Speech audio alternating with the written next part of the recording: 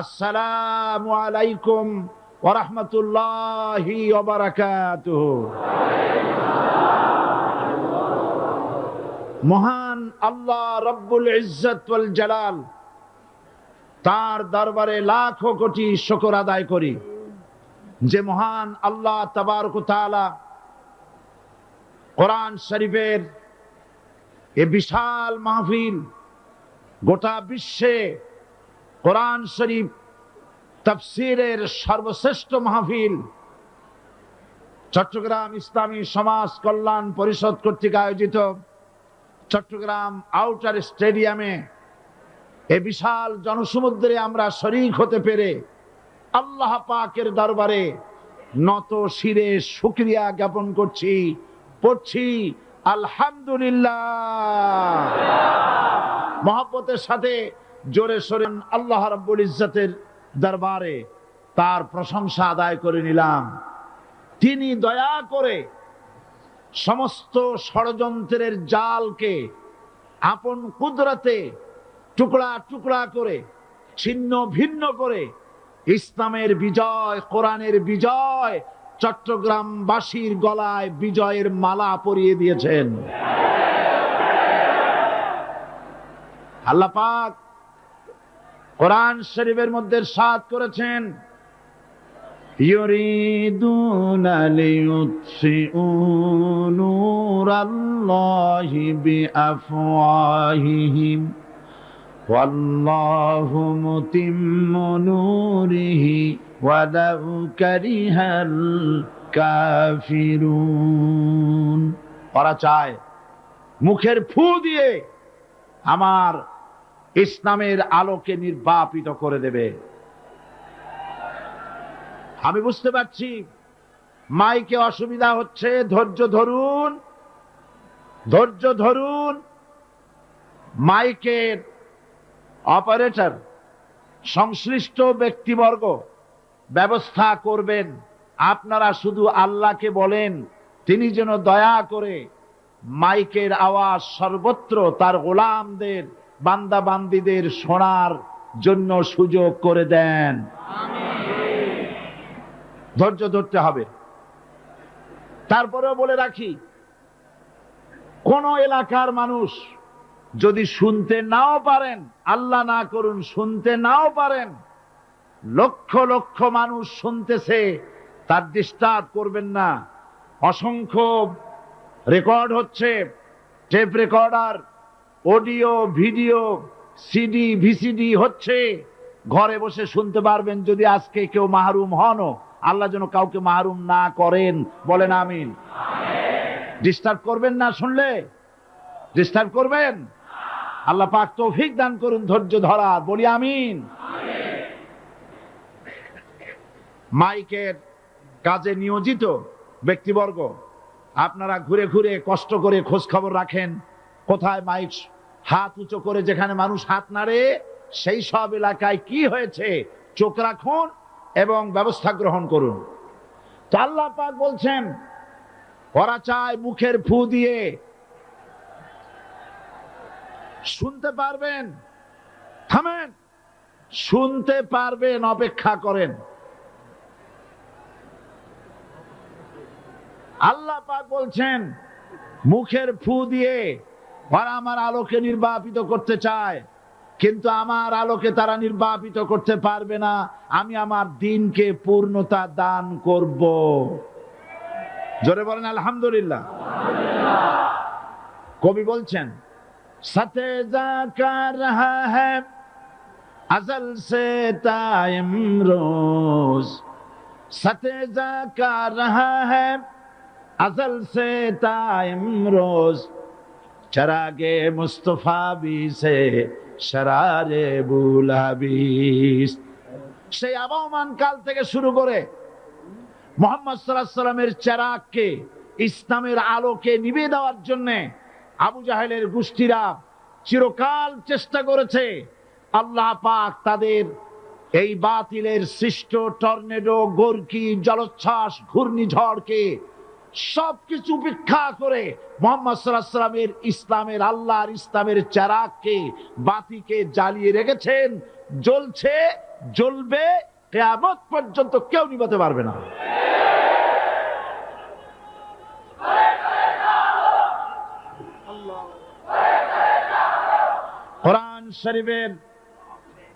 কোরআন শরীফের তাফসীর শুরু করার আগে প্রতিদিনের মতো সাংবাদিকদের জন্য কিছু কথা বলতে হয়, কারণ সময় মতো তারা খবর পৌঁছতে না পারলে, আপনার এখানে লক্ষ লক্ষ আছেন মানুষ, কিন্তু সারা জাতি জানতে পারবে না এখানে কি হচ্ছে। এই জন্য আমি আজকের বক্তৃতায় কি সব কথা আনবো, তাফসীরের মাধ্যমে কি সব কথা আসবে, তার একটা সামারাইজ, তার সার সংক্ষেপ, অর্থাৎ নিউজের হেডলাইন যেমন বলা হয় সেরকম কিছু কথা 2-1 মিনিটে বলেই কোরআন শরীফের তাফসীর শুরু করব।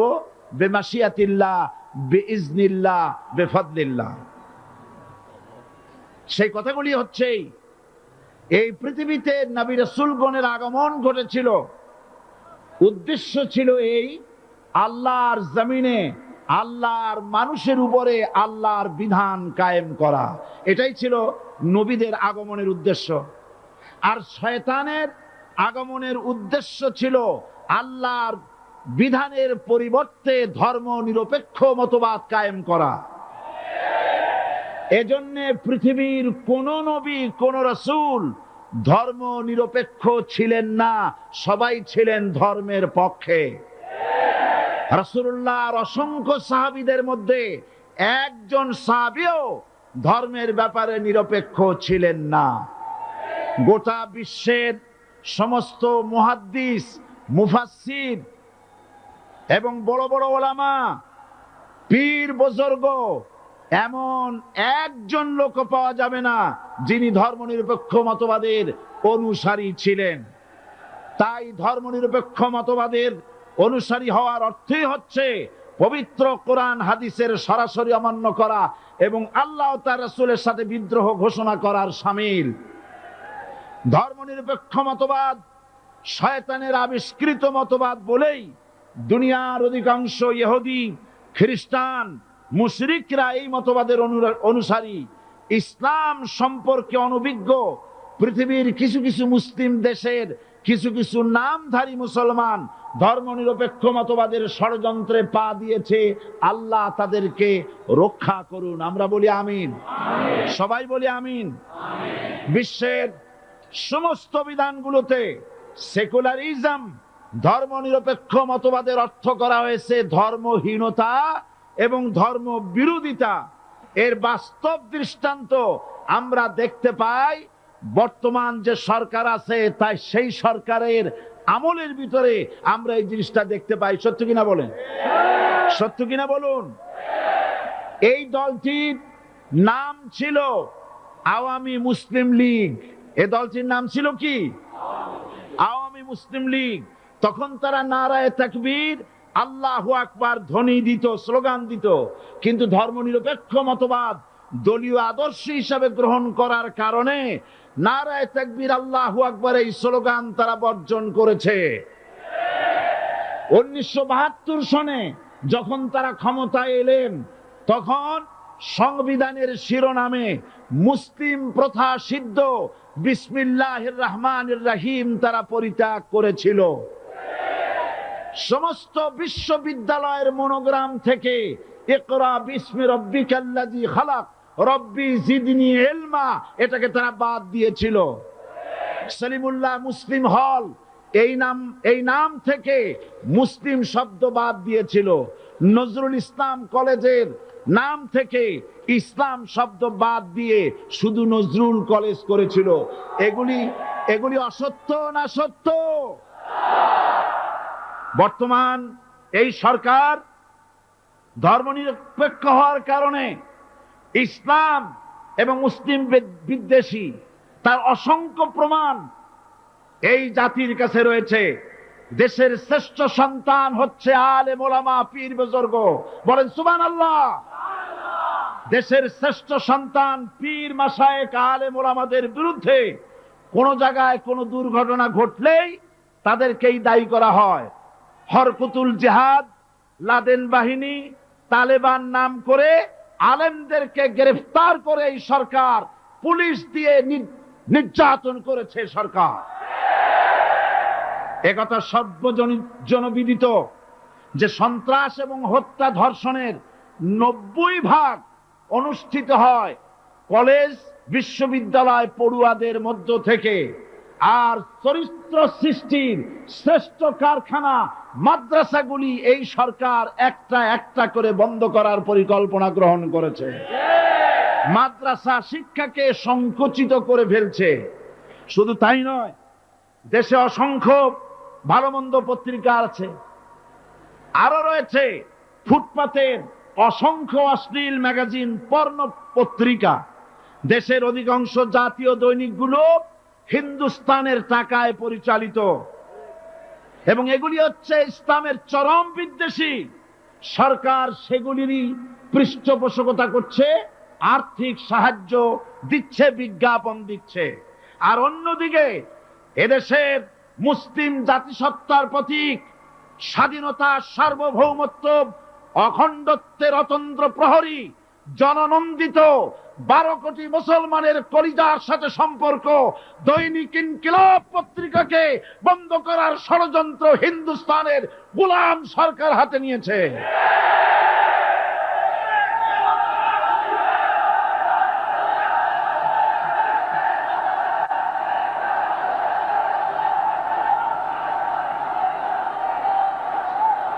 সরকার বস্তুনিষ্ঠ সাংবাদিকতায় ভয় পায়, ইসলামের পক্ষে কথা লিখলে ভয় পায়। এজন্য তারা দৈনিক ইনকিলাব এবং তার পরিবারের গায়ে হাত দেওয়ার প্রস্তুতি নিয়েছে। দৈনিক ইনকিলাবের সম্পাদকের গায়ে যদি হাত দেওয়া হয়, ইনকিলাব যদি বন্ধ করে দেওয়া হয়, সারা বাংলাদেশ অচল হয়ে যাবে।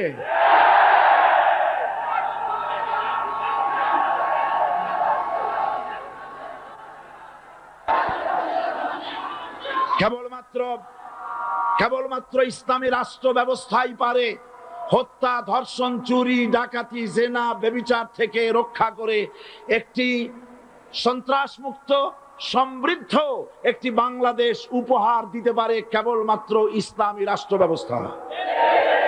সুতরাং অবস্থা দৃষ্টে মনে হয় এরা যদি আরেক আল্লাহ না করুন, বলেন আল্লাহ না করেন, আল্লাহ না করেন, আল্লাহ না করেন, এরা যদি আরেকটাবার ক্ষমতায় যেতে পারে, ৭২-এর সংবিধানকে পুনরুজ্জীবিত করে ধর্মনিরপেক্ষ মতবাদ কায়েম করবে, সেজন্য আজ গোটা তাওহীদবাদী মুসলমানদেরকে জানতে হবে ধর্মনিরপেক্ষ মতবাদ একটি কুফরি মতবাদ। ওলামারা আমাকে সাক্ষী দেন, ধর্মনিরপেক্ষ মতবাদ কুফরি মতবাদ কিনা। এই কুফরি মতবাদকে বাংলাদেশের মাটিতে যাতে কার্যকরী করতে না পারে, তার জন্য গোটা তাওহীদি জনতা রুখে দাঁড়ান। আল্লাহ পাক সে তৌফিক গোটা জাতিকে দান করুন বলি আমিন। এবার আসুন কোরআনে কারীমের যে কথাগুলি আমরা আলোচনা করতে চাই, আপনাদের সামনে সূরা বাকারার 255 নম্বর আয়াত আমি তেলাওয়াত করে গত 2 দিন আলোচনা করেছি। আজকে আসেন সেই যেখান থেকে শেষ করেছিলাম সেখান থেকে আলোচনা শুরু করে যাক। সবাই আমার সাথে পড়েন, আউযু বিল্লাহি শাইতানির রাজিম, বিসমিল্লাহির রাহমানির রাহিম। আল্লাহু লা ইলাহা ইল্লা হুয়াল হাইয়ুল কাইয়্যুম, লা তাখুযুহু সিনাতুন ওয়ালা নাওম, লাহু মা ফিস সামাওয়াতি ওয়া মা ফিল আরদ, মান যাল্লাযী ইয়াশফা'ু ইনদাহু ইল্লা বিইذনিহি, ইয়ালামু মা বাইনা আইদিহিম ওয়া মা খালফাহুম ওয়া লা ইউহিতুনা বিশাইইন মিন ইলমিহি ইল্লা বিমা শাআ, ওয়াসি'a কুরসিয়্যুহু আস-সামাওয়াতি ওয়াল আরদ ولا يؤوده حفظهما وهو العلي العظيم صدق الله العظيم। আমি এই সূরার এই আয়াতের আলোচনা করতে গিয়ে আপনাদের সামনে বলেছিলাম কোরআন শরীফের সর্বশ্রেষ্ঠ আয়াত হচ্ছে হাদিস অনুযায়ী কোন আয়াত? আয়াতুল কুরসি। আল্লাহ পাকের সার্বভৌমত্বের পরিচয় এই আয়াতে কারিমার মধ্যে আল্লাহ পাক দিয়েছেন। গত 2 দিন আমরা আল্লাহ পাকের সার্বভৌমত্ব এবং তার পরিচয় সম্পর্কে আলোচনা করেছি। আজকে সামনের দিকে আমরা এগোতে থাকবো যতদূর আলোচনা করা যায়। আল্লাহ পাক বলছেন আল্লাহু লা ইলাহা ইল্লা হুয়াল হাইয়ুল কাইয়্যুম। আল্লাহ হচ্ছেন তিনি যিনি ছাড়া কোনো ইলাহ নাই। লা ইলাহা ইল্লাহু, তিনি ছাড়া কোনো ইলাহ নাই, সার্বভৌমত্বের মালিক কেউ নাই। এই যে লা ইলাহা, কোনো ইলাহ নাই, আমরা কালেমার মধ্যে এই কথাটা বলি। আমাদের কালেমায়ে তাইয়্যিবা আমরা কি উচ্চারণ করি? লা ইলাহা ইল্লাল্লাহু মুহাম্মাদুর রাসূলুল্লাহ। জোরে পড়েন লা ইলাহা ইল্লাল্লাহু, লা ইলাহা ইল্লাল্লাহু মুহাম্মাদুর রাসূলুল্লাহ। লা ইলাহা, কোন ইলাহ নাই, এই দাওয়াত দিয়েছেন দুনিয়ার সমস্ত পয়গম্বর। এটা কি শুধু রাসূলুল্লাহর দাওয়াত ছিল? সমস্ত নবীদের স্লোগান ছিল একটা। সমস্ত নবীদের স্লোগান ছিল কয়টা? সবাই বলুন, কি সেই স্লোগান? লা ইলাহা ইল্লাল্লাহ। কোরআন শরীফের ভিতরে ইলাহ শব্দ 147 বার এসেছে। লা ইলাহার অর্থ যদি এই হয় কোন উপাস্য নাই আল্লাহ ছাড়া, কোন মাবুদ নাই আল্লাহ ছাড়া, মুহাম্মদ সাল্লাল্লাহু আলাইহি ওয়াসাল্লাম আল্লাহর প্রেরিত রাসূল, তাহলে তো এত ঝঞ্ঝাট হওয়ার কথা ছিল না। আপনারা বলেন, নবীরা যখনই এই দাওয়াত দিয়েছেন লা ইলাহা ইল্লাল্লাহ, তখন সংঘর্ষ হয়েছে কিনা? হয়েছে কিনা? বাধা আসছে কিনা? তাহলে এই কথাটা কি যার কারণে এরকমের বাধা আসে? লা ইলাহা ইল্লাল্লাহ, এর চাইতে বিপ্লবাত্মক, এর চাইতে রিভলিউশন সৃষ্টিকারী কথা আল্লাহর আকাশের নিচে জমিনের উপরে আর একটাও হতে পারে না। লা ইলাহা ইল্লাল্লাহ। ইলাহ শব্দের অর্থ শুধু উপাস্য আর মাবুদ নয়। ইলাহ শব্দের অর্থ হচ্ছে আইনদাতা, ইলাহ শব্দের অর্থ হচ্ছে শাসনকর্তা, ইলাহ শব্দের অর্থ হচ্ছে বিধানদাতা। তো লা ইলাহা যখন একটি লোক ঘোষণা করে, তার অর্থ দাঁড়ায় কোনো আইনদাতা নাই, বিধানদাতা নাই, শাসনকর্তা নাই, কারো আইন মানি না, বিধান মানি না, শাসন মানি না, আল্লাহ ছাড়া। কে ছাড়া? আল্লাহ ছাড়া। এই কালেমার দাওয়াত যখন পয়গম্বরেরা দিয়েছেন, তখন 3 শ্রেণীর লোকেরা বাধা দিয়েছে। বলেন কয় শ্রেণী? সবাই বলেন। 3 শ্রেণীর লোকেরা বাধা দিয়েছে। লক্ষ্য করুন। 1 নম্বরে বাধা দিয়েছে রাষ্ট্র শক্তি। 1 নম্বরে বাধা দিল কারা? 2 নম্বরে বাধা দিয়েছে ধনাঢ্য ব্যক্তিবর্গ। 3 নম্বরে বাধা দিয়েছে যারা কায়েমি স্বার্থবাদী ধর্মীয় শক্তি। এই 3টি শ্রেণী সমস্ত নবীদেরকে বাধা দিয়েছে। সেই বাধা অতীতে যারা দিত এখন আর দেয় না, নাকি? এখনো দেয়। দেখুন, এই কালেমার দাওয়াত হযরতে মূসা আলাইহিস সালামকে যেদিন আল্লাহ পাক প্রথম ওহী দিলেন, এই দাওয়াত শুধু রাসূল দেন নাই, আল্লাহ পাক বলছেন প্রত্যেক নবী তার জাতিকে এই দাওয়াত দিয়েছেন। কি? আল্লাহ রাব্বুল আলামিন বলেন, সকল নবী তার কওমকেই বলে দাওয়াত দিয়েছেন, ইয়া কওমি ইবুদুল্লাহা মা লাকুম মিন ইলাহিন গায়রুহু। হে সম্প্রদায়, আল্লাহ ছাড়া কোনো ইলাহ নাই, তার ইবাদত করো, তারই দাসত্ব করো, তার গোলামি করো। আল্লাহ পাক মুসা আলাইহিস সালামকে যখন নবুয়াত দিলেন, প্রথম যে ওহী এলো, প্রথম ওহীটাই ছিল ইন্নানি আনাল্লাহ লা ইলাহা ইল্লা আনা ফা'বুদনি ওয়া আকিমিস সালাতা লিযিকরি।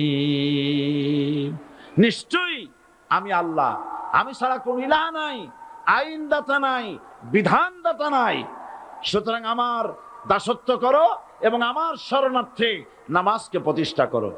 মুসা আলাইহিস সালামকে আল্লাহ পাক ওহী দিয়ে তাকে পাঠালেন। কোথায় পাঠালেন? আল্লাহ পাক বলেন, ইযহাব ইলা ফিরআউনা ইন্নাহু তাগা। গোটা কওম নাফরমান, আল্লাহর আইন কেউ মানছে না। গোটা কওমের কাছে না পাঠাইয়া আল্লাহ পাক সর্বপ্রথম মুসা আলাইহিস সালামকে দাওয়াত নিয়ে কার কাছে পাঠালেন? ফেরাউনের কাছে। কারণ ফেরাউন হচ্ছে রাষ্ট্রশাসক। ফেরাউন কি? রাষ্ট্রশাসক। টিলা, নিচের পানি পাহাড়ের উপরে যায় না, উপরের পানি না নিচের থেকে উপরে যায়, উপরে পানি নিচে আসে। সুতরাং দেশ যারা চালায় এই লোকগুলি যদি ভালো হয়, গোটা দেশ ভালো হয়। আর সমস্ত মানুষটা যদি, রাষ্ট্র যিনি পরিচালনা করেন, এই লোকগুলি যদি খারাপ হয়, গোটা দেশ খারাপ হতে বাধ্য। এই জন্য আল্লাহ পাক বলছেন, সর্বপ্রথম তুমি ফেরাউনের কাছে যাও এবং এই কালেমার দাওয়াত দাও। হযরত মুসা আলাইহিস সালাম ফেরাউনের কাছে গেলেন আর দাওয়াত দিলেন, ফেরাউন পড়ে নাও লা ইলাহা ইল্লাল্লাহ। একটি কথা আপনাদের মনে রাখতে হবে, দুনিয়ার কোন ফেরাউন, কোন নমরুদ, কোন সাদ্দাত, কোন হামান কেউ বলে নাই যে আমি আল্লাহ, আমি রাজ্জাক, আমি খালেক, আমি পৃথিবী সৃষ্টি করেছি। কথা কেউ বলেছে? কেউ বলে নাই। কি বলেছে তারা? ফেরাউন বলেছে, মা আলিমতু লাকুম মিন ইলাহিন গায়রি, আমি তো জানি না আমি ছাড়া আরো কোনো ইলাহ আছে, এ কথা আমার জানা নাই, সুতরাং আমি হচ্ছি ইলাহ, আর তুমি বলছো লা ইলাহা। তার মানে হচ্ছে ওই সময় পয়গম্বরেরা, আল্লাহর নবীর সাহাবীরা, তারা জানতেন যে আমরা কিসের দাওয়াত দেই, আর যারা শুনতো তারাও বুঝতো কিসের দাওয়াত শুনতেছি। আজ আমার দেশে একই কালেমার দাওয়াত দেওয়া হয়, কিন্তু মানুষেরা বুঝতে পারে না কি শুনতেছি। ভাষা জানার ব্যাপারে, বোঝার ব্যাপারে হলো আসল বিষয়। এটা বুঝাতে গিয়ে আমি মাঝে মধ্যে একটা দৃষ্টান্ত দেই এভাবে। একজনের একটা রেশনের দোকান ছিল, সেই দোকানে তার একটা ময়না পাখি ছিল। আর ময়না পাখিকে কথা শেখানো যায়, সেটা তো আপনারা জানেন। জি, ময়নাকে শিখায়েছে যে লাইন করুন, এক এক করে আসুন। ময়না এই কথা শিখেছে। সকালবেলায় যখন রেশনের দোকানে ভিড় পড়ে গেছে, তখন ওই পাখি খাঁচার মধ্যে বসে বলছে লাইন করুন, এক এক করে আসুন। একদিন খাঁচার দরজা খোলা পেয়ে পাখি উড়ে গিয়ে গাছের ডালে বসেছে। আশেপাশে যত পাখি ছিল তারা চিন্তা করলো এই রকমের পাখি তো কখনো দেখি নেই। ময়না তো দেখতে কাকের মতো না, শালিকের মতো না, দেখতে একটা ভিন্ন রকম। ওরা এসে চতুর্দিক থেকে এই নবান্ত, এই যে নতুন এসেছে, ওরে ঠোকরানো শুরু করেছে চতুর্দিক থেকে। ঠোকরানি খেয়ে ময়না বলতেছে লাইন করুন, এক এক করে আসুন। এখন ময়না তো বোঝে না যে কি বলতেছি, আর যে পাখিরা ঠোকরাচ্ছে তারাও তো বোঝে না যে কি শুনতেছি। ময়না যদি বুঝতো যে আমি কি বলি, সবাই মিলে ঠোকরায়, তাই জান বাঁচে না। লাইন করে ঠোকরাইলে তো কলজে যাবে, সব ঠোঁটে ঠোঁটে চলে আসে, বোঝে নাই। আমাদের অবস্থা তাই হয়েছে। এই যে আপনারা এখানে দাঁড়াইছেন কেন? যারা যেখানে দাঁড়ায়, বসা মানুষেরা অনুরোধ করে বসায় দেন। এত বড় বিশাল মাহফিলে আপনি দাঁড়ায়া কোন মানুষকে কষ্ট দিবেন না, জায়েজ নাই। মুসলমানদেরকে কষ্ট দেওয়া কবিরা গুনাহ। বুঝতে পেরেছেন? যে যেখানে দাঁড়িয়েছে আপনারা বসা মানুষেরা তাদেরকে বসায় দেন। এত বড় বিশাল মাহফিলে আপনি দাঁড়ায়া কোন মানুষকে কষ্ট দিবেন না, জায়েজ নাই। মুসলমানদেরকে কষ্ট দেওয়া কবিরা গুনাহ। বুঝতে পেরেছেন? যে যেখানে দাঁড়িয়েছে আপনারা বসা মানুষেরা তাদেরকে বসায় দেন। সুতরাং এই কালেমার দাওয়াত যখন হযরতে মুসা আলাইহিস সালাম দিলেন, ফেরাউন বলল, আমি তো জানি না যে আমি ছাড়া আরো কোন ইলা আছে, আইনদাতা তো আমি, তুমি নতুন কোথা থেকে আইনদাতা নিয়ে আসছো? ফেরাউন বলছে, দেখো আমারে বাদ দিয়া যদি অন্য কাউকে ইলাহ বলে তুমি মানো আর সেই শিক্ষা যদি যে জাতিকে দাও, তাহলে আমি তোমাকে ধরে লাআজআলান্নাকা মিনাল মাসজুনিন, আমি তোমাকে কারারুদ্ধ করব, আমি তোমাকে জেলখানায় ঢুকিয়ে দেব। রাষ্ট্র শক্তি প্রথম বাধা দিল কারা? বলেন সবাই। সেই বাধা কি ওখানে শেষ হয়েছে না এখনো আছে? আছে কিনা জোরে বলেন। আমি তোমাকে জেলখানায় ঢুকাবো। হযরত মুসা আলাইহিস সালাম বলেন, ফেরাউন রে, জেলের ভয় আমি করি না, আমার কি জেলের ভয় দেখায়া লাভ নাই, আমি আল্লাহ পাকের পয়গম্বর হযরত মুসা আলাইহিস সালাম। ফেরাউনের দলবল আছে, লোক লস্কর আছে, তার অস্ত্রের অভাব নাই। আল্লাহ রাব্বুল আলামিন মুসা আলাইহিস সালামের কাছে একটা অস্ত্র দিয়া দিলেন। দিছিলেন কিনা? দিছিলেন কিনা? আল্লাহ পাক হযরত মুসা কি বলেছেন, ওয়া মা তিলকা বিয়ামিনিকা ইয়া মুসা, মুসা রে তোমার হাতে ওটা কি? মুসা আলাইহিস সালাম বললেন, এটা লাঠি। আল্লাহ পাক বললেন, ফেলে দাও লাঠি। লাঠি ফালায় দিলেন, কি হয়ে গেল? হিয়া হাইয়াতুন তাসআ, লাঠি হয়ে গেল। এখন লাঠি পড়ে সাপ হয়ে গেল। সাপ দেখে নবী হোক, ওলি হোক, সাহাবী হোক আর আলেম হোক, সাপ দেখলে ভয় করে না মানুষের? মুসা আলাইহিস সালাম ভয় পেয়েছে। আল্লাহ রাব্বুল আলামিন হযরত মুসাকে শোনায় দিলেন, খুযহা ওয়া লা তাখাফ সানুঈদুহা সিরাতাহাল উলা,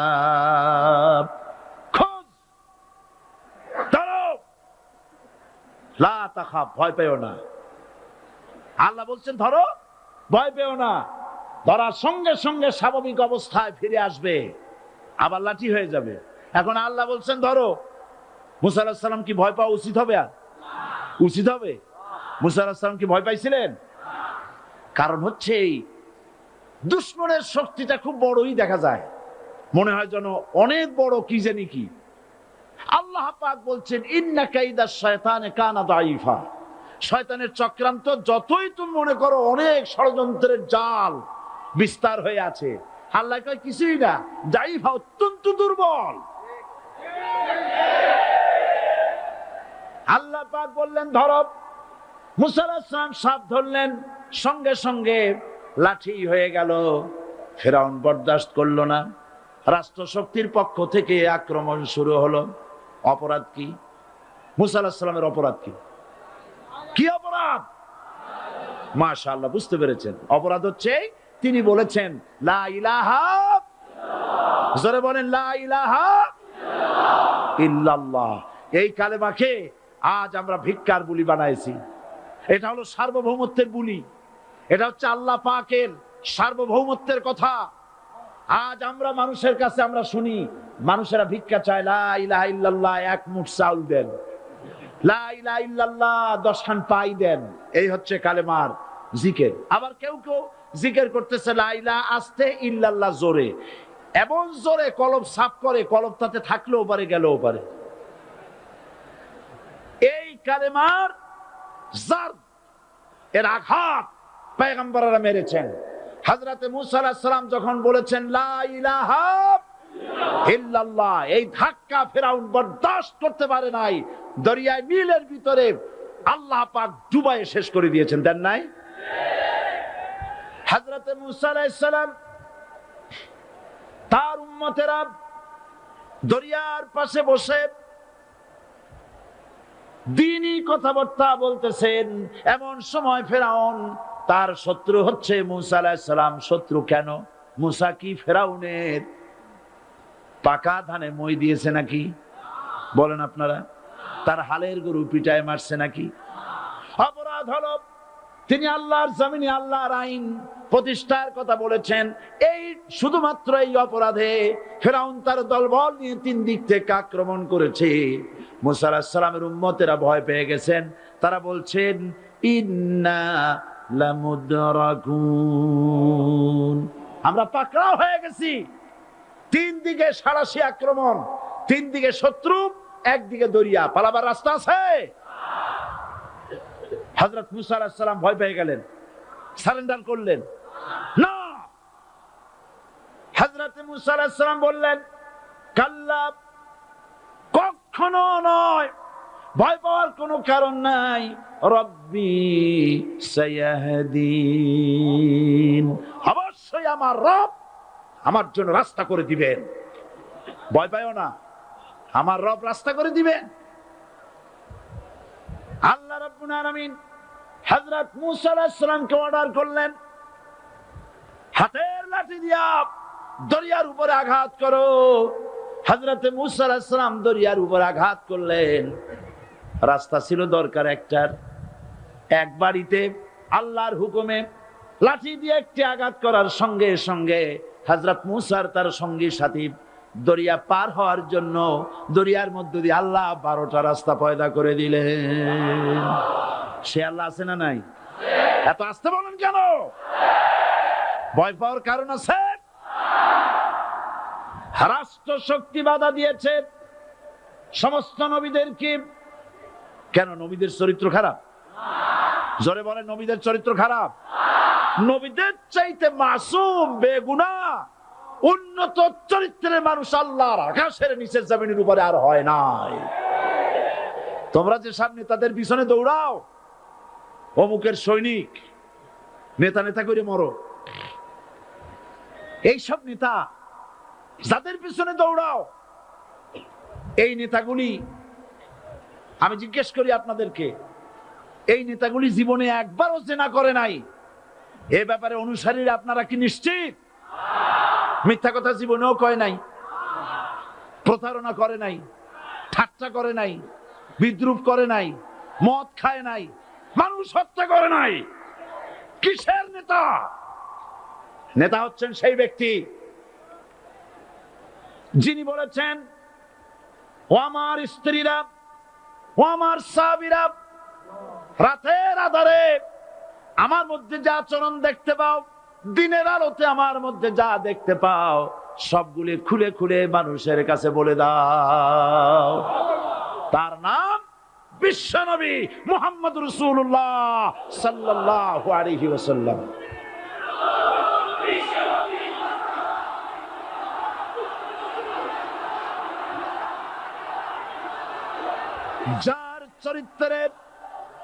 যার চরিত্রের সার্টিফিকেট আল্লাহ রাব্বুল আলামিন নিজে দিচ্ছেন, ওয়া ইন্নাকা লাআলা খুলুকিন আযীম। নবী হে, উন্নত চরিত্রের উপরে আপনি প্রতিষ্ঠিত। সুবহানাল্লাহ। কে সার্টিফিকেট দিচ্ছেন? আযীম, আযীম। আরবিতে চওড়াকে বলা হয় আরিদ, গভীরতাকে বলা হয় আমিক। কত প্রশস্ত, যা মাপার কোনো ফিতা নাই, কত গভীর, যা মাপার কোনো যন্ত্র নাই, এইটাকে আরবিতে বলা হয় আজিম। সুবহানাল্লাহ বলতে ইচ্ছে করে না? ও নবী, তোমার চরিত্র এমন যা মাপার মতো যন্ত্র পৃথিবীতে নাই। এই সার্টিফিকেট দিলেন কে? সমস্ত নবীরাই চরিত্রবান, নবীরা মাসুম বেগুনাহ। সুবহানাল্লাহ বিহামদিহি। সেই নবীরা মার খান নাই? খেয়েছেন কিনা বলেন? কারা মেরেছে? রাষ্ট্র শক্তি। কারা মেরেছে? কারণ নবীরা বলেছেন লা ইলাহা ইল্লাল্লাহ। পড়েন সবাই, লা ইলাহা ইল্লাল্লাহ। আপনিও যদি নবীদের মতো, সাহাবীদের মতো বুঝা এই কলেমার দাওয়াত দেন, বাধা আসবেই। বোঝাবুঝির ব্যাপার, বুঝতেই সারল। কত মাহফিল হয় বাংলাদেশে, হয় না? কোনো বাধা নাই, ঠিক কিনা? কত পূজা হয়, পার্বণ হয়, গান হয়, থিয়েটার হয়, গুণগার বিবির গান হয়, কত কিছু হয়, কোনো বাধা আছে? তাফসীরের মাহফিলে বাধা, কারণ ওরা বুঝতে পেরেছে এ তাফসীরের মাহফিলে গাজীর গীত হয় না, এ তাফসীরের মাহফিলে আল্লাহর সার্বভৌমত্ব কায়েমের আন্দোলন চলে।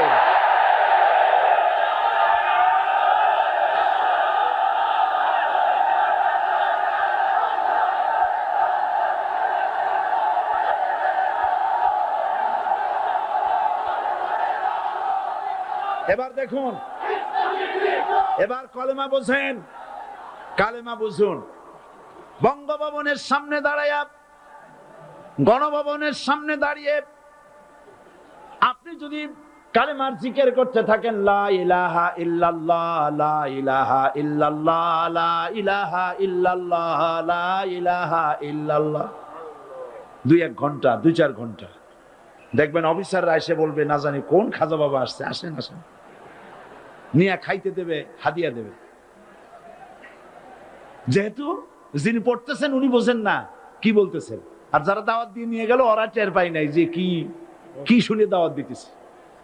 কিন্তু আপনি যদি বঙ্গভবন, গণভবন, সেক্রেটারিয়েট আর পার্লামেন্ট এর ভিতরে ঢুকে যদি বলেন, কোন মানুষের তৈরি করা আইন মানি না, কোন সরকারের সার্বভৌমত্ব স্বীকার করি না, কারো বিধান মানি না, কারো তৈরি করা আইনের সামনে মাথা নত করি না, আল্লাহ ছাড়া কারো বিধান মানি না, হাদিয়া আসবে, খাইতে দেবে, পকেটে টাকা দেবে, খাওয়াবে এক জায়গায় নিয়ে, কোন জায়গায়?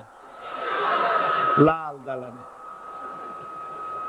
বোঝাবুঝি পয়গম্বরেরা দাওয়াত দিয়েছেন, আয়াতুল কুরসি ফরজ নামাজ পড়িয়া দেখছি অনেকেই জামার বুতাম টুতাম খুলিয়া তারপরে জোরে একটা ফু দেন। অসুবিধা নাই, ফু আপনি দেন, কিন্তু কি পড়ে ফু দিচ্ছেন আপনি কি বুঝছেন কিছু? সুবহানাল্লাহ। বুঝলি কি এই চেহারা হয়? এতগুলো মানুষ লাগে নাকি বিপ্লব করতে, কালেমার রস কায়েম করতে? 313 জন মুসলমান যথেষ্ট পৃথিবীতে।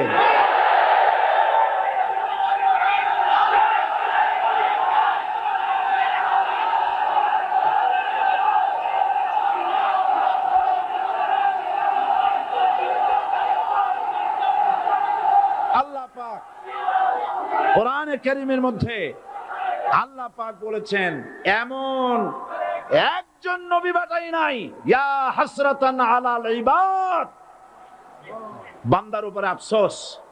আহারে, কে বলতেছেন? আমার আল্লাহ। বলেন আমার আল্লাহ, তিনি আফসোস করছেন। আফসোস, একজন পয়গম্বর এমন পাঠাইলাম না, একজন রাসূল পাঠাইলাম না যার সাথে এরা ঠাট্টা করে নাই, বিদ্রুপ করে নাই, পাগল বলে নাই, মানে নাই।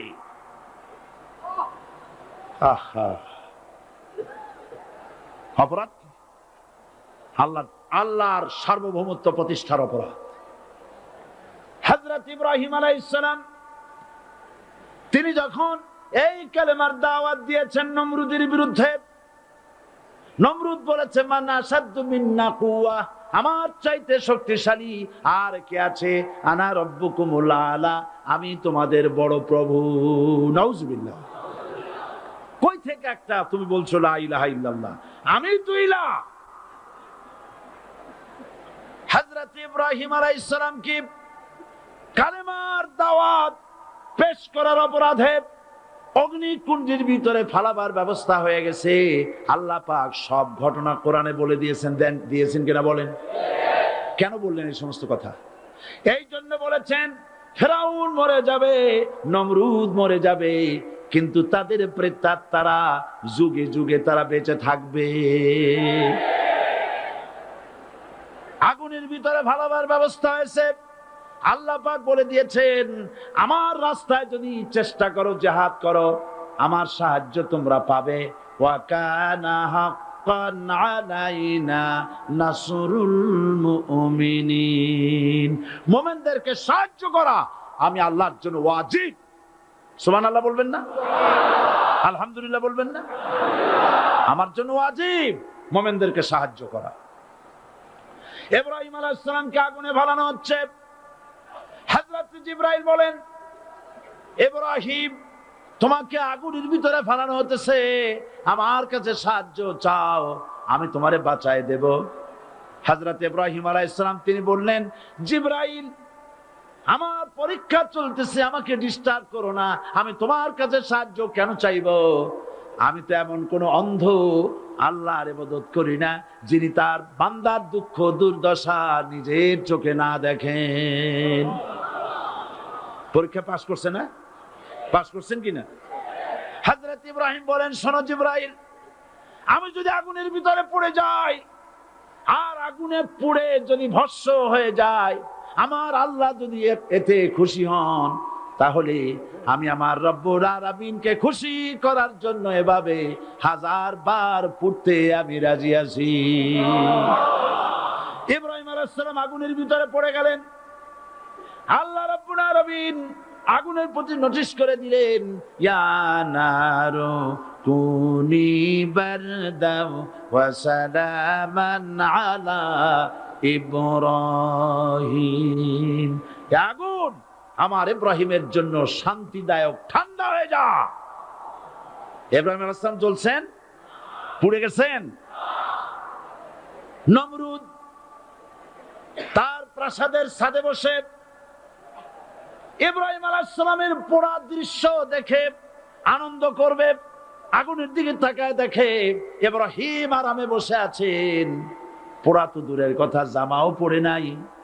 ও ডাক দিয়া বলে, রে আগুন, গোটা জাতি নিয়ে তোর পূজা করলাম, আমার দুশমন কেন জ্বালাইতে পারিস না? তোর জ্বালানো শক্তি কি নষ্ট হয়ে গেছে নাকি?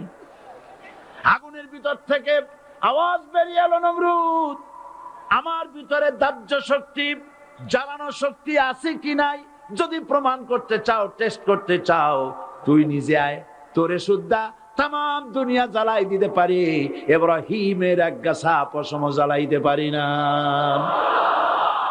বিশ্বকবি আল্লামা ইকবাল কি সুন্দর করে বলেছেন, আজ ভি হো জু ইব্রাহিম কা ইমা পয়দা আগ কর সকতি है एक अंदाजे गुलिस्ता पैदा। ইব্রাহিমের ঈমান যদি আজও কোথাও হয় বিদ্যমান, করতে পারেন অগ্নিকুণ্ডে খুবসুরত এক গুলিস্তান। এখনো যদি ইব্রাহিমের সন্তানদেরকে আগুনের মধ্যে ফেলে দেওয়া হয়, আর ইব্রাহিম ঈমান যদি থাকে, আগুনকে ফুলের বাগান বানাবার ক্ষমতা আল্লাহর আছে। চিরকাল আল্লাহ পাক এই কালেমাকে দিয়েছেন আল্লাহর সার্বভৌমত্বকে প্রতিষ্ঠা করার জন্য।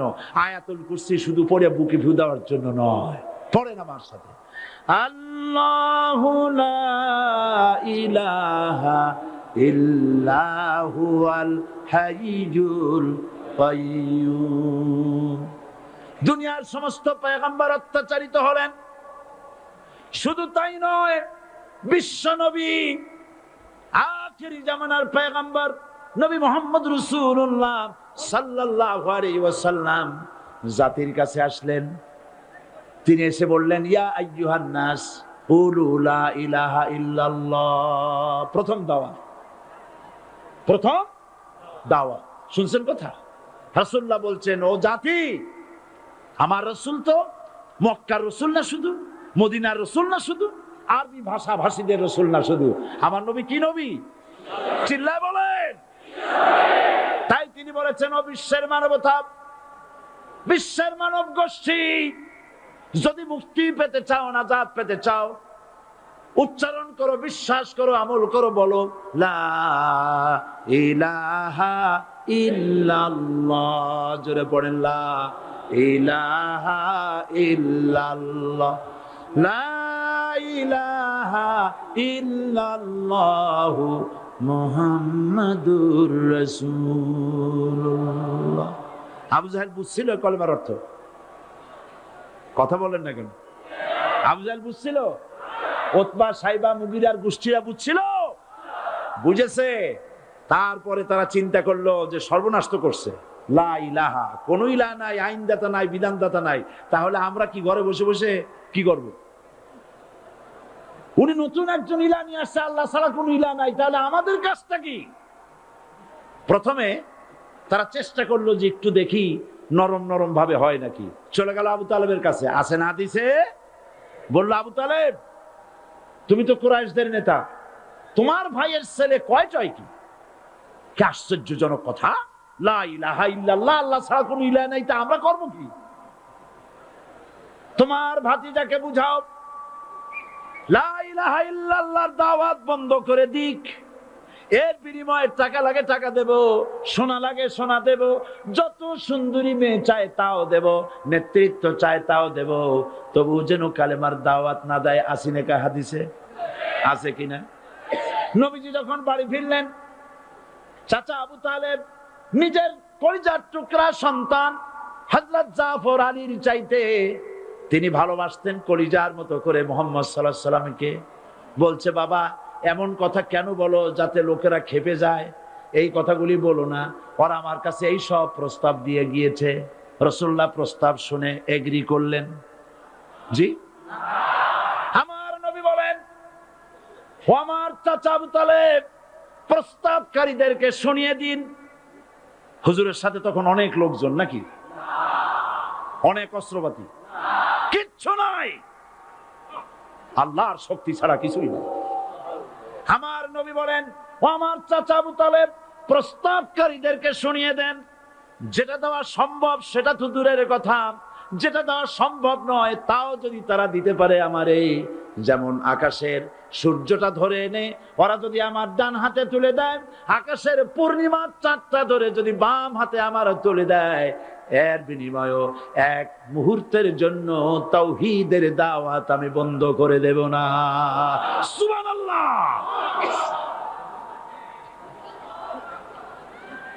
রাসূল করিম সাল্লাল্লাহু আলাইহি ওয়াসাল্লাম তাদের এই প্রস্তাবকে যখন গ্রহণ করলো না, কাফেরেরা বুঝলো, আমি আগেই বলেছি 3 শ্রেণীর লোক বাধা দিয়েছে। কয় শ্রেণী? প্রথম শ্রেণী কি? রাষ্ট্র শক্তি, তাদের হাতে অস্ত্রপাতি তো খুব শক্তি, আর যারা একবার ক্ষমতায় যায় ওরা মনে করে এই ক্ষমতা থেকে আমাদেরকে কেউ নামাইতে পারবে না। বিংশ শতকের শ্রেষ্ঠ মুজাদ্দিদ আল্লামা সৈয়দ আবুল আলা মওদুদী রাহমাতুল্লাহ আলাইহি তিনি এক জায়গায় লিখেছেন, স্বৈরাচারীরা তার পতনের সমস্ত ছিদ্র বন্ধ করে, কিন্তু একটা ছিদ্র বন্ধ করতে পারে না, মনের ভুলে সে ছিদ্রটা থেকেই যায়, যেই ছিদ্র দিয়ে আসলে তার পতনটা হবে। ক্ষমতায় গিয়ে মনে করে চিরকাল ক্ষমতায় থাকবো। ভারতের প্রধানমন্ত্রী পণ্ডিত জওয়াহরলাল নেহেরু রাঁচি পাগলাগারদে গিয়েছেন, মেন্টাল হসপিটাল। পাগলেরা নেহেরুকে দেখে আশ্চর্য হয়ে গেছে, এত সুন্দর মানুষ, মাথায় কিস্তি টুপি, গায়ে শেরওয়ানি, মুসলমানি ড্রেসই আলাদা, যদিও তিনি হিন্দু ছিলেন, পরেছেন মুসলমানি ড্রেস। শেরওয়ানি কাদের পোশাক? কাদের পোশাক? হাতে ছড়ি নিয়ে হাঁটা, স্টাইল করে, সুন্দর পাজামা, সুন্দর টুপি, সুন্দর সাজসজ্জা করে, মুসলমানদের ড্রেস। এই ড্রেস পরে তিনি গিয়েছেন, সবসময় যে ড্রেস তিনি পরতেন। পাগলেরা জিজ্ঞেস করছে তুমি কে গো? উনি বলছেন আমারে চেনো নাই, আমি ভারতের প্রধানমন্ত্রী পণ্ডিত জওয়াহরলাল নেহেরু। পাগলেরা বলছে ও সেই কথা, আমরাও যখন এই হসপিটালে আসছিলাম এই তোমার মতো লম্বা লম্বা কথা আমরাও বলছি, থাকো আমাদের সাথে কিছুদিন, তোমার মাথাও ঠান্ডা হয়ে যাবে। ক্ষমতায় যারা থাকে, ক্ষমতার মোহে চতুর্দিকে অন্ধকার দেখে, মনে করে আমার পতন আর হবে না, কিন্তু তোমাকে বধিবে যে গোকুলে বাড়ি শেষে। গাড়ির চাকা সব সময় উপরে থাকে না, গাড়ির চাকা সব সময় উপরে থাকলে গাড়ি তো চলবেই না, গাড়ির চাকা ঘোরে বলেই তো গাড়ি চলে। সুতরাং এই উপরে তোমার চাকা উপরে এখন আছে বলে, তোমার দলের চাকা উপরে আছে বলে যারা মানুষের উপরে জুলুম করছো, আলেমদেরকে ধরতেছো, মুসল্লিদেরকে ধরে ধরে জেলে ঢুকাচ্ছ, সময় আসবে এমন ইন্দুরের গর্ত অপমানা ফেলাবার জন্য।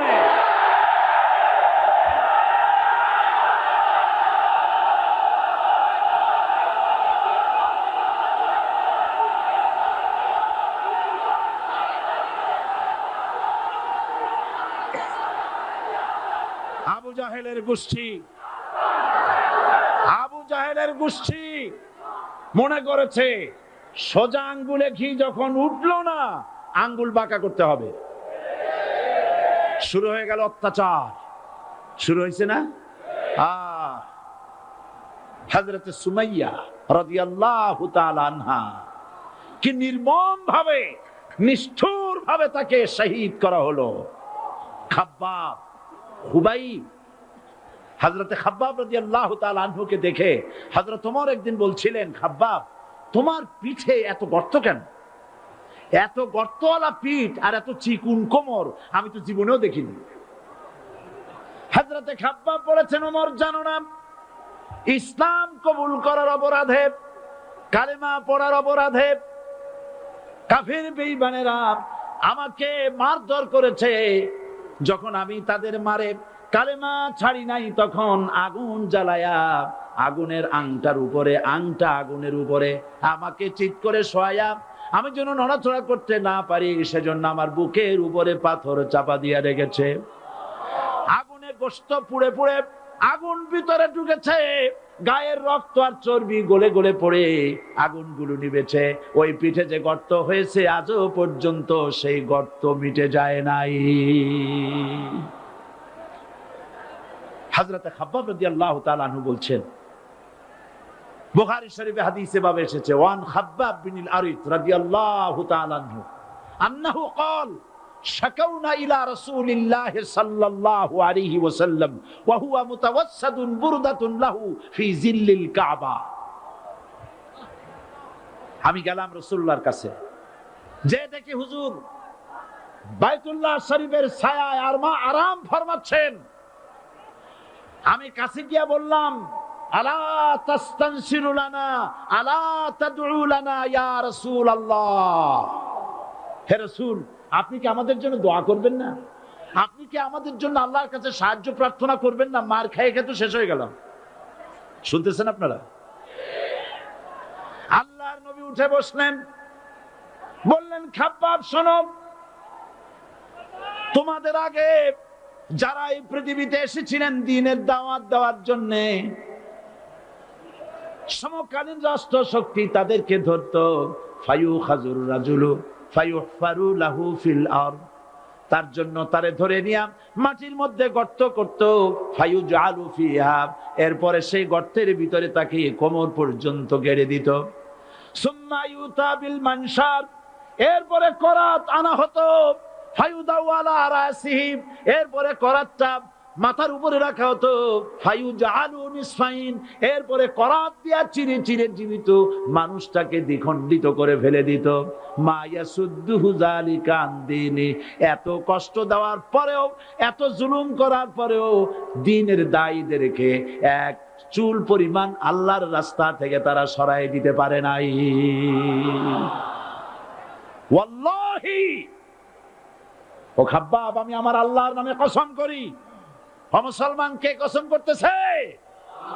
আল্লাহ রাসূল। আমি আমার আল্লাহর নামে কসম করি, ওয়াল্লাহি লা ইউতাম্মান্নাল্লাহু হাযাল আমর হাত্তা ইয়াসির রাকিবু মিন সানা ইলা হাযরামাউত।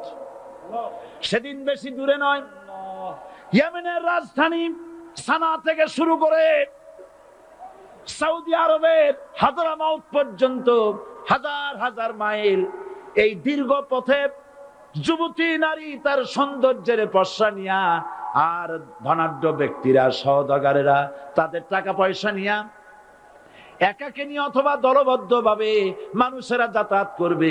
লা ইয়াখাফু ইল্লাল্লাহ, মানুষের মনের মধ্যে কোনো ভয় থাকবে না।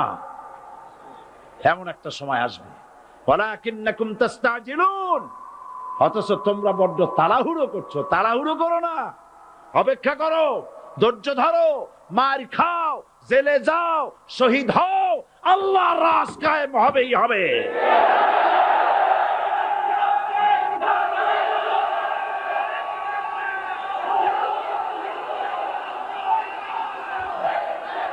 বিল্ডিং থেকে শিক্ষা গ্রহণ করুন, বিল্ডিং, ইমারত, দালান থেকে শিক্ষা গ্রহণ করুন। এই যেটা দালান আছে না পাশে, দেখতে পাচ্ছেন, এই দালান কি দিয়ে তৈরি করা হয়েছে বলেন? ইট। সমস্ত ইটেরা যদি ধর্মঘট করত, আমরা কেউ মাটির তলায় যাব না, কেউ আমরা আগুনে পুড়ে ঝামা হব না, পিক হব না, কেউ আমরা টুকরা টুকরা হব না, সবাই থাকবো উপরে উপরে, তাহলে কি দালান হইতো নাকি? এই বিল্ডিং নির্মাণ করতে গিয়া ইটের যে স্যাক্রিফাইস, হাজার হাজার ইটকে পিক হতে হয়েছে, পুড়ে যেতে হয়েছে, খোয়া হতে হয়েছে, ভেঙে টুকরা টুকরা হয়ে 50 ফিট মাটির নিচে যেতে হয়েছে, তারপরে ইমারত গঠন হয়েছে, সুন্দর দালান তৈরি হয়েছে। যারা ইসলামী শাসন চান, আল্লাহর দ্বীনকে বিজয়ী দেখতে চান, তাদেরকে অসংখ্য মানুষকে পোড়া ইটের মতো জেলখানায় পুড়ে পুড়ে মরতে হবে, অসংখ্য মানুষকে ফাঁসির কাস্টে ঝুলতে হবে, গায়ের রক্ত দিতে হবে, শহীদ হতে হবে, তারপরে ইসলামের ইমারতটা কায়েম হয়ে যাবে।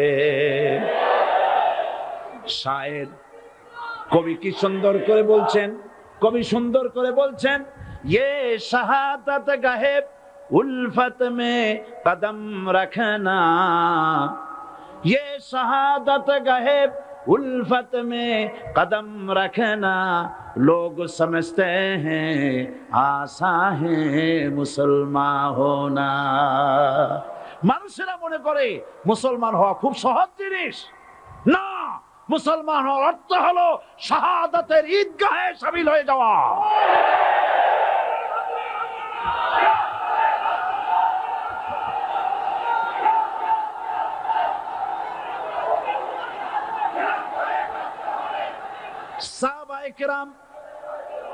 সাহাবায়ে কেরাম মার খেলেন, এবার স্বয়ং আল্লাহর নবীর গায়ে হাত তুলল। আবু জাহেল এসে হুজুরকে মারলেন, গলায় চাদর দিয়া এমন জোরে টান মেরেছে, রাসূলুল্লাহ পড়ে গিয়েছেন। হাদিসে এসেছে হুজুরের চোখ মোবারক ঠিকরে পড়ে যেতেছে, চেহারা মোবারক লাল হয়ে গিয়েছে, জমিনের উপর আছাড় মেরে ফেলেছে। রাসূলের এই অবস্থা দেখে হযরতে হামজা তখনও কাফের ছিলেন, শিকার থেকে এসে তিনি এই দৃশ্য দেখলেন, দাসীর মুখে শুনলেন, ছুটে চলে গেলেন আবু জাহেলের বাড়িতে। যায় বলে, আবু জাহেল রে, তুই মুহাম্মদ সাল্লাল্লাহু আলাইহি ওয়াসাল্লাম মেরেছিস, বল কেন মারলি? এমন ভালো মানুষ তো জীবনেও চোখে দেখি নাই, যিনি কোনো মিথ্যা কথা বলেন না, ভালো ভালো কথা বলেন, এক আল্লাহর গোলামি করার জন্য বলেন। এই সব ভালো কথা বলার জন্যই তুই তারে মারলি নাকি? আরে আবু জাহেল, তুই কি মনে করছিস মুহাম্মদ সাল্লাল্লাহু আলাইহি ওয়াসাল্লাম তার পিতা আব্দুল্লাহ মারা গেছে বলে মুহাম্মদ সাল্লাল্লাহু আলাইহি ওয়াসাল্লাম এতিম হয়ে গেছে মনে করেছিস নাকি? জেনে রাখ, মুহাম্মদ সাল্লাল্লাহু আলাইহি ওয়াসাল্লামের পিতা আব্দুল্লাহ মারা গেছে, কিন্তু চাচা হামজা তো মরে যায় নাই। হাতের ধনুক দিয়া এমন জোরে আঘাত মারলেন, আবু জাহেলের মাথা ফেটে রক্ত ফিনকি দিয়ে বেরিয়ে এলো। হযরতে হামজা ঘরে ফিরে এসে রাসূল করিম সাল্লাল্লাহু আলাইহি ওয়াসাল্লামের মস্তক মোবারক কোলে উঠায় নিলেন আর বললেন, বাবা, তোমাকে মেরেছে বলে আমি আবু জাহেলের মাথাটা ফাটাই দিয়ে আসছি, তুমি খুশি হও। হুজুর বলছেন, চাচা, কার মাথা ফাটাইছো এইটা বলে আমারে খুশি করতে পারবা না। হযরতে হামজা বলেন, তুমি কি হলে খুশি হবে? হুজুর বলেন, হামজা চাচা গো, আমি খুশি হব যদি একটিবার চাচা তোমার মুখে শুনতে পাই ঈমানের কালেমা। হযরতে হামজা বলেন, মুহাম্মদ সাল্লাল্লাহু আলাইহি ওয়াসাল্লাম, আমি বুঝতে পেরেছি তুমি কোনো সাধারণ মানুষ নও। সাধারণ মানুষ হলে পরে তুমি প্রতিশোধে বিশ্বাসী হতে, খুশি হতে। প্রতিশোধে বিশ্বাসী হও নাই, তুমি অবশ্যই আল্লাহর নবী, কোনো সন্দেহ আমার নাই। তুমি সাক্ষী থাকো, আমি পড়ে নিলাম, লা ইলাহা ইল্লাল্লাহু মুহাম্মাদুর রাসূলুল্লাহ। জোরে পড়ে, লা ইলাহা ইল্লাল্লাহু মুহাম্মাদুর রাসূলুল্লাহ। ঘাবড়াবার কারণ নাই। এর অর্থ এই নাই যে আপনারা কালেমার দাওয়াত দিবেন আর রাষ্ট্র শক্তি আপনারে পিটাইতেই থাকবে, আপনার কোনদিন আপনার সুদিন ফিরে আসবে না। বিষয়টা কি এমন না? আমার আল্লাহর ওয়াদা শুনুন, ওয়ালা তাহিনু ওয়ালা তাহজানু ওয়া আনতুমুল আ'লাউনা ইন কুনতুম মুমিনিন। মুমিন যদি হও আমি তোমাদেরকে বিজয় দান করব। সুবহানাল্লাহ বলেন। আজ যদি আমাদের উপরে বিপদ এসে থাকে তাহলে তার একমাত্র কারণ পূর্ণাঙ্গ ঈমানের অভাব আমাদের মধ্যে রয়েছে, ঠিক কিনা? আজ পৃথিবীতে সব থেকে মার খায় কারা? চিল্লায় বলো। আলজেরিয়ায় কারা? বসনিয়ায় কারা? চেচনিয়ায় কারা? প্যালেস্টাইনে কারা?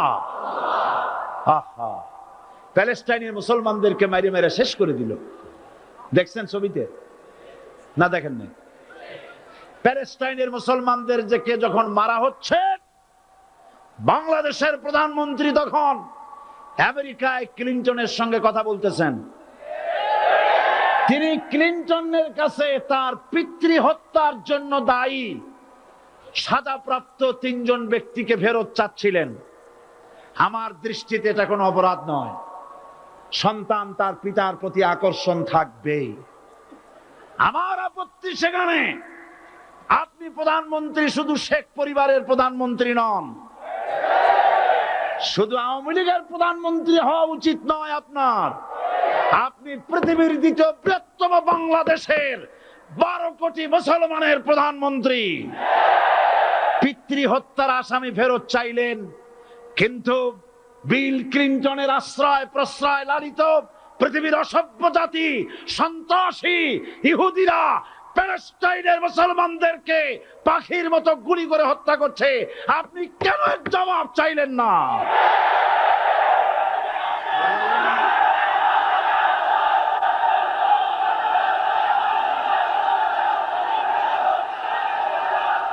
জবাব জবাব আপনি চাইতে পারবেন না, কারণ মুনাফিকদের সাহস হয় না, সাহস হয় মুমিন ব্যক্তি। বিল ক্লিনটনকে বলা দরকার ছিল, এই ইসরায়েলকে তোমরাই বসিয়েছো, মধ্যপ্রাচ্যের বিষ ফোড়ায় পরিণত করেছো তোমরা। তবে হ্যাঁ, যুরিবাত আলাইহিমুয যিল্লাতু ওয়াল মাসকানা ওয়া বাউ বিগাদাবিন মিনাল্লাহ।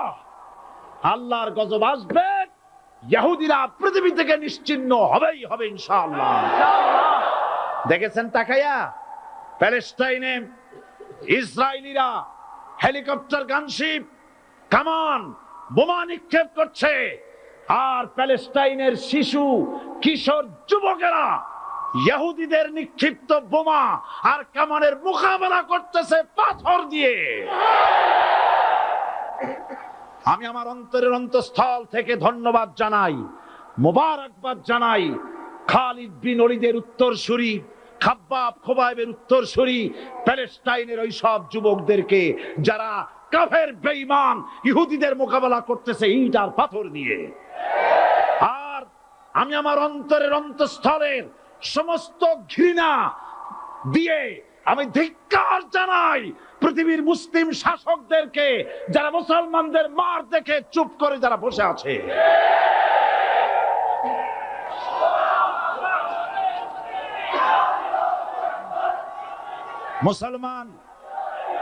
মুসলমান যদি মুসলমানের মতো হয়, 10 জন যথেষ্ট। কয়জন যথেষ্ট? কোথায় আছে কথা? আল্লাহ পাক কোরআন শরীফের মধ্যে বলেছেন, একজন যদি হও ইমানদার মুত্তাকি 10 জনের উপরে বিজয়ী হবে। 10 জন যদি হও 100-এর উপরে বিজয়ী হবে। 100 যদি হও 1000-এর উপরে বিজয়ী করব। জোরে বলেন সুবহানাল্লাহ। কবি বলতেছেন, ফিজায়ে বদরে পয়দা কুন ফেরেশতে তেরি নুসরত কো উতার সকতে গর্দুঁ সে কাতার আন্দর কাতার আবি। বদরের মুসলমানদের মতো ঈমান আনো, তাহলে আকাশ থেকে কাতারে কাতারে ফেরেশতা নাজিল করে দিয়ে আল্লাহ পাক তোমাদেরকে সাহায্য করবেন। সুবহানাল্লাহ। সে আল্লাহ আছে না নাই? জোরে বলেন, আছে না নাই?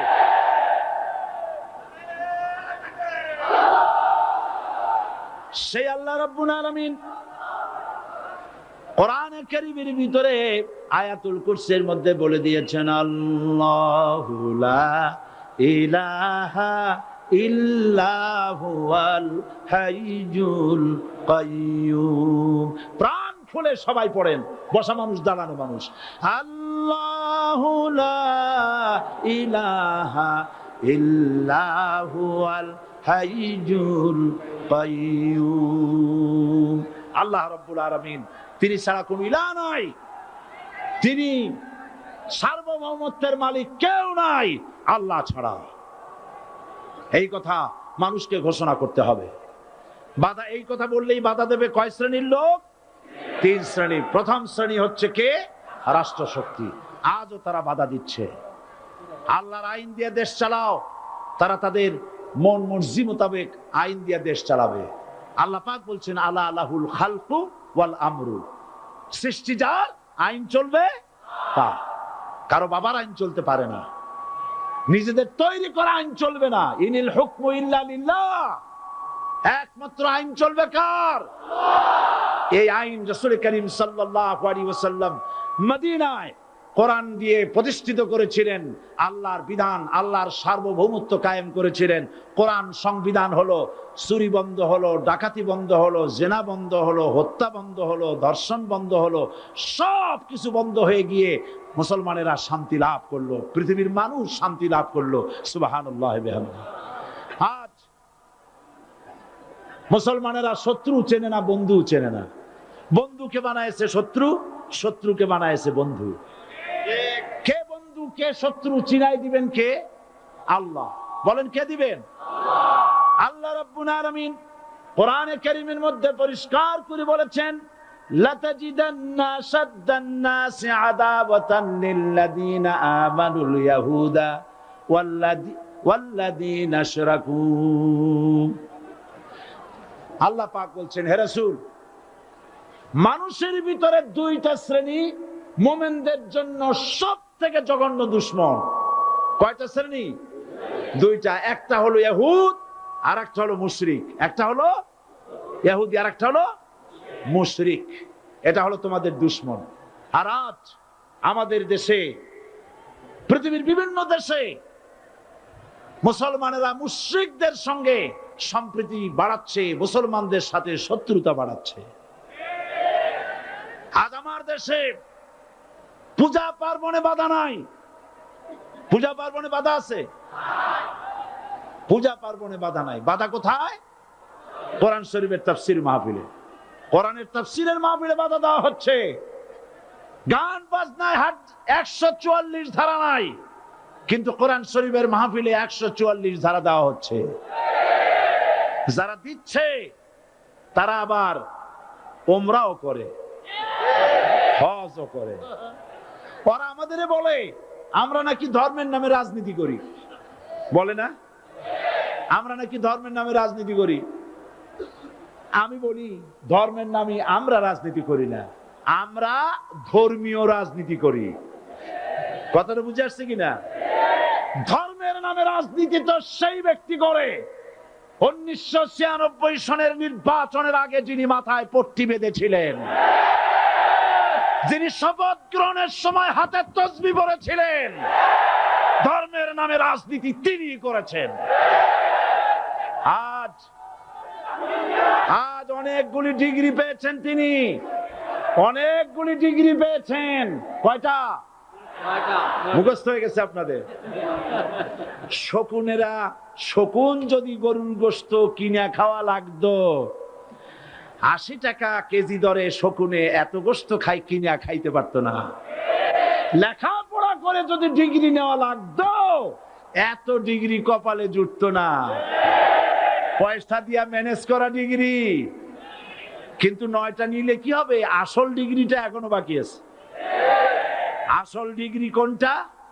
নির্বাচনের আগে পট্টি বেঁধে তসবিহ নিয়ে গোটা জাতিকে যে সফলভাবে প্রতারণা করতে আপনি পেরেছিলেন, মহাপ্রতারক হিসেবে সেই ডিগ্রি আগামী নির্বাচনের মোক্ষম সময় জনগণ আপনার গলায় পরায় দেবে।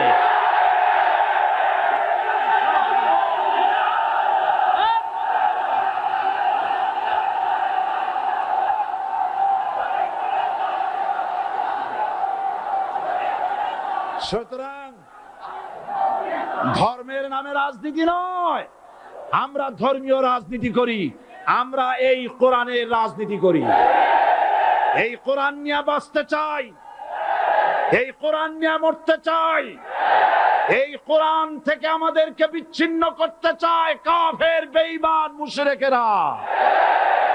ও আমার জাতি, কোরআন থেকে যারা বিচ্ছিন্ন করতে চায়, তোমরা কি তাদের বিরুদ্ধে জিহাদের জন্য প্রস্তুত থাকবে?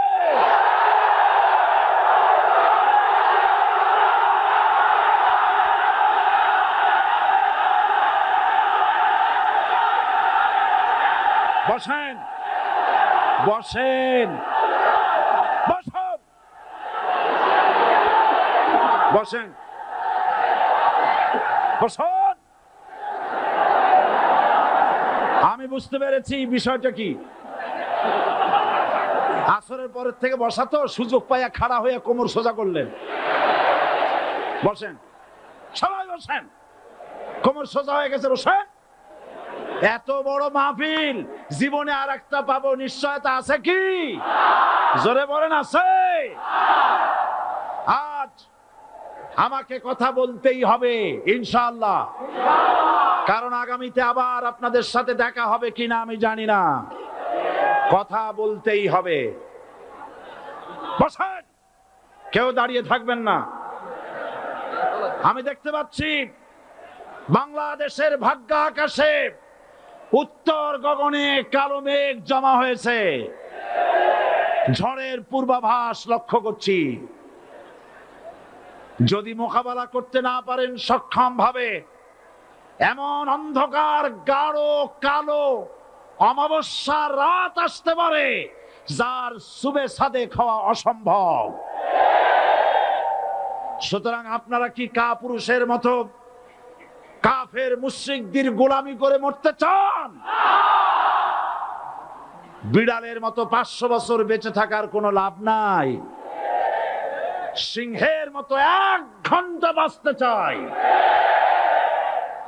আমাদেরকে বলা হয় সাম্প্রদায়িক উস্কানিমূলক কথা নাকি আমি বলি। পত্রপত্রিকা দিছে না তারা? সাম্প্রদায়িক উস্কানি কথা। সাম্প্রদায়িক উস্কানিমূলক কথা বলি, সেই জন্যই বোধহয় শত শত মুসলিম আমাদের কাছে এসে মুসলমান হয়। মানুষে আর বোকা বানানো যাবে না। যাবে কি? আর বোকা বানানো যাবে? তারপর বলছে কি? এরপরে বলছে, আমাকে বলছে রাজাকার। শুনে রাখো চট্টগ্রামের লক্ষ লক্ষ জনতা, পার্লামেন্টে যখন আমাকে এই কথা বলা হয়েছিল, আমার পার্লামেন্টের কলিগ জাফরুল্লাহ চৌধুরী সাহেব বসে আছেন এখানে। হ্যাঁ, জাফরুল ইসলাম চৌধুরী বসে আছেন পাশে। প্রধানমন্ত্রী সুদ্ধা, অন্তত 3 শতাধিক পার্লামেন্টের সম্মানিত সদস্যরা সেদিন বসা। 1997 সনের বাজেট বক্তৃতা যখন আমি করতেছিলাম, ডক্টর কুদরতে খোদা, নাম রাখছে কুদরতে খোদা, আসলে গজবে খোদা। এই লোকটি নাস্তিক, ইসলামের চূড়ান্ত দুশমন। তার প্রণীত শিক্ষা ব্যবস্থার যখন সমালোচনা করছিলাম, ট্রেজারি বেঞ্চ থেকে আমাকে বলা হলো রাজাকার। আমি আমার সমস্ত শক্তি একত্রিত করে বলেছিলাম, শুধুমাত্র হিন্দুস্তানের রাজাকারেরাই আমাকে রাজাকার বলতে পারে। আমি বলেছিলাম 1973 সন পর্যন্ত আমি বাংলাদেশের কোন রাজনৈতিক দলের নেতা এবং কর্মী ছিলাম না। আমি রাজাকার নই। আমাকে রাজাকার বলে যদি তাকেও প্রমাণ করতে না পারে, 10 কোটি টাকার মানহানি মামলা দায়ের করব। আমার এই বক্তব্য সারা দুনিয়া শুনেছে। পার্লামেন্টে আমার এই বক্তব্য রেকর্ড হয়ে আছে। সেদিন 3 শতাধিক পার্লামেন্ট মেম্বারের কেউ আমার চ্যালেঞ্জ গ্রহণ করেন নাই। যে কোনো ব্যক্তি পার্লামেন্টে গিয়ে আমার বক্তৃতা দেখে আসতে পারেন। এরপরে 1997 সনের 7ই অক্টোবর দৈনিক জনকণ্ঠ পত্রিকা যখন আমার বিরুদ্ধে লিখলো, সেই পত্রিকায় সাইদির ওপেন চ্যালেঞ্জ ৮ম পাতা ১৯৯৭ ৭ই অক্টোবর, এত বড় ২ কলমে হেডিং। সেখানে আমি বলেছি, বাংলাদেশের সকল সাংবাদিক, গোয়েন্দা বিভাগ, বাংলাদেশের সকল বুদ্ধিজীবীকে আমি আমার পিরোজপুরে আমন্ত্রণ করছি। আমার উপস্থিতিতে যদি কেউ প্রমাণ করতে পারে বাংলাদেশের স্বাধীনতা যুদ্ধের বিরুদ্ধে আমার কোনো ভূমিকা ছিল, সজ্ঞানে স্বেচ্ছায় জাতীয় সংসদের সদস্য পদ থেকে পদত্যাগ করব। ৩ বছর পার হয়ে গেছে, আজ পর্যন্ত কেউ এই চ্যালেঞ্জের মোকাবেলা করে নাই। সুতরাং আমাকে যারা রাজাকার বলবে, তারা পিতৃ পরিচয়হীন অবৈধ সন্তান। 1971 সনের, শোনো মুসলমানেরা, 1971 সনের কোন কাদা সাইদির গায়ে লাগে নাই। আমাকে রাজাকার বলে জনগণ থেকে বিচ্ছিন্ন করবা, জনগণ থেকে আমারে বিচ্ছিন্ন করা যাবে না। কারণ এই জনগণ আমার জন্য আসে না, এই জনগণ আসে আল্লাহর কোরআনের জন্য।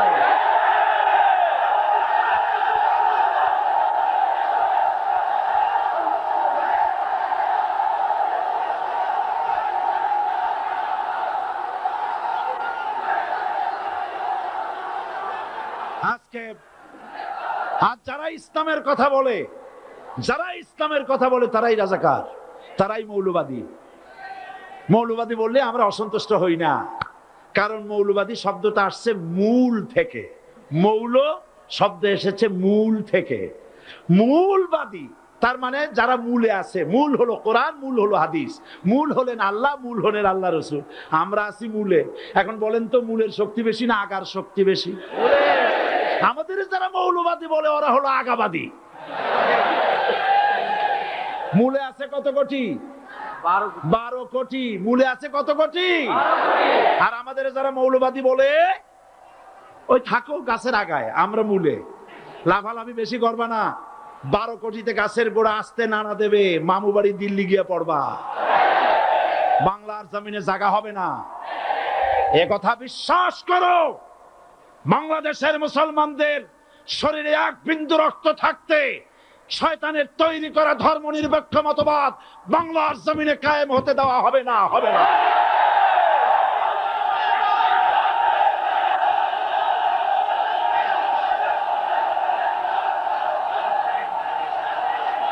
রাসূল করিম সাল্লাল্লাহু আলাইহি ওয়াসাল্লাম কোরআন প্রতিষ্ঠার জন্য আন্দোলন করেছিলেন। আয়াতুল কুরসি আমাদের সে কথাই শিখেছে। আল্লাহ রাব্বুল আলামিন বলেন, আল্লাহু লা ইলাহা ইল্লা হুয়াল হাইয়ুল কাইয়্যুম। প্রাণ খুলে পড়েন, আল্লাহু লা ইলাহা ইল্লা হুয়াল হাইয়ুল কাইয়্যুম। আল্লাহ হচ্ছেন তিনি, যিনি ছাড়া কোনো ইলাহ নাই, আইনদাতা নাই, বিধানদাতা নাই। আমরা মানুষের তৈরি করা আইন মানি না। 12 কোটি মুসলমানের দেশে আইন তৈরি করবে মানুষ, আমরা মানব না। পার্লামেন্টে তৈরি হতে হবে কোরআন দিয়ে, পার্লামেন্টে আইন তৈরি হতে হবে কোরআন দিয়ে। সুতরাং ভয় যতই পান আর যতই ষড়যন্ত্র করেন, 4 দল যখন একত্রিত হয়েছে, ঐক্যবদ্ধ থাকবে, সরকার ঐক্যবদ্ধভাবে গঠন হবে, নির্বাচন ঐক্যবদ্ধভাবে হবে, এবং কোরআন হবে, আল কোরআনের পার্লামেন্ট হবে বাংলাদেশে।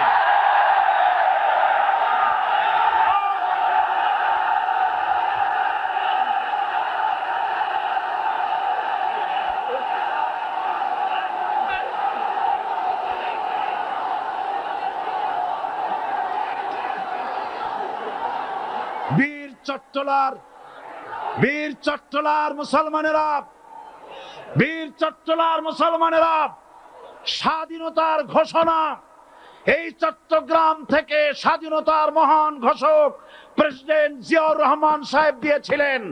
এই চট্টগ্রাম থেকেই ইসলামী রাষ্ট্রের ঘোষণা হবে।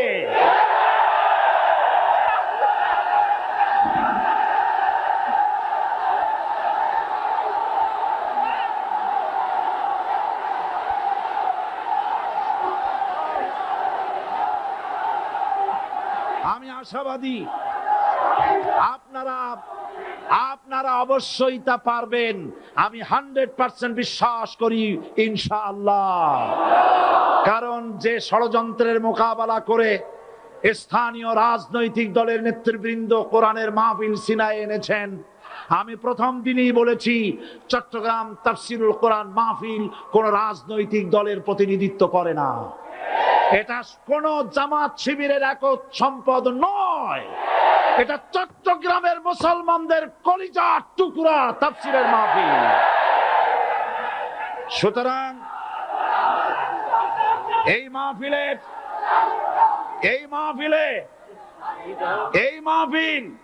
চট্টগ্রামে থাকবে ইনশাআল্লাহ কিয়ামত পর্যন্ত। 144 ধারা 288 হয়ে গেছে, ষড়যন্ত্র পায় পায় চলে গেছে। আমি ওই সব ছেলেদের বলি, সরকারি দলের ছাত্র হইয়া মুসলমানদের বিপক্ষে যাইও না। এদেশের ভাগ হয়ে গেছে দুটো শিবির, বোঝাই যাচ্ছে। একদিকে ভারতের পা চাটা গোলাম নাস্তিক মোরতাদ শ্রেণীর বুদ্ধিজীবী এবং তাদের মদতপুষ্ট সরকার, আর একদিকে ইসলামী শক্তি, ইসলামী দল আর দেশ প্রেমিক জাতীয়তাবাদী শক্তি। একদিকে হিমালয় পাহাড় আর একদিকে সূচো ইঁদুর।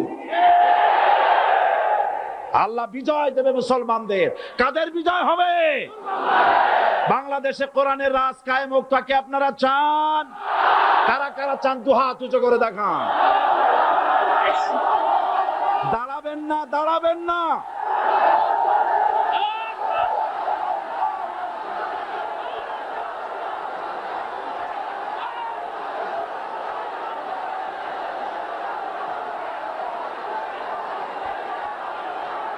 বসুন, বসুন,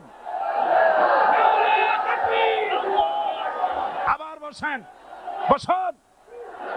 জোরে সোরে জিকির করেন লা ইলাহা ইল্লাল্লাহ, আরো জোরে লা ইলাহা ইল্লাল্লাহ, লা ইলাহা ইল্লাল্লাহ,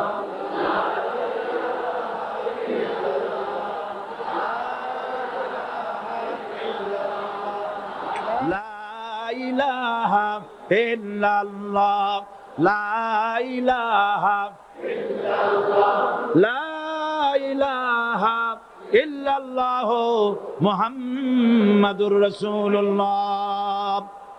যারা যেখানে দাঁড়িয়েছেন বসুন। 3 শ্রেণীর লোকেরা আল্লাহর কালেমায় বাধা দিয়েছে। কয় শ্রেণী?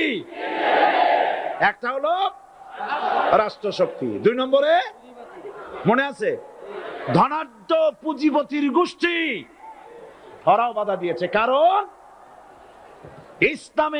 ইসলামকে বলা হয় পুঁজিবাদের আশ্রয়স্থল। নাউজুবিল্লাহ। সর্বপ্রথম ইসলাম কবুল করেছে কারা? ধনীরা না গরিবরা? কারা? গরিবেরা। সুতরাং ধনাঢ্য ব্যক্তিরা মনে করলো যে আমাদের তো সর্বনাশ হয়ে যাবে, আমরা দাস দাসী ধরে রাখতে পারবো না, আমরা মানুষকে শোষণ করতে পারবো না, যে নতুন কলেমার দাওয়াত আসছে। সুতরাং সরকারের হাতকে তারা পয়সা দিয়া শক্ত করেছে আর বলেছে যত টাকা লাগে এই লোকগুলারে ঠ্যাঙ্গান। আজও আছে কিনা? তা আছে কিনা? 3 নম্বরে বাধা দিয়েছে ধর্মের নামের এক শ্রেণীর কায়েমি স্বার্থবাদী শক্তি, যার সম্পর্কে সূরা তাওবায় আল্লাহ পাক বলেছেন ইন্না কাসীরাম মিনাল আহবারি ওয়ার রুহবান লা ইয়াকুলুনা আমওয়ালান নাস বিল বাতিল ওয়া ইয়াসুদ্দুনা আন সাবিলিল্লাহ। ইহুদি আহলে কিতাবদের মধ্যে এক শ্রেণীর বুজুর্গ ধরনের লোক, দরবেশ জাতীয় লোক, যারা নাকি মানুষের সম্পদকে বাতিল পন্থায় ভক্ষণ করে, ওয়ায়াসুদ্দুনা আন সাবিলিল্লাহ, এবং আল্লাহর রাস্তায় চলার জন্য মানুষকে বাধা প্রদান করে।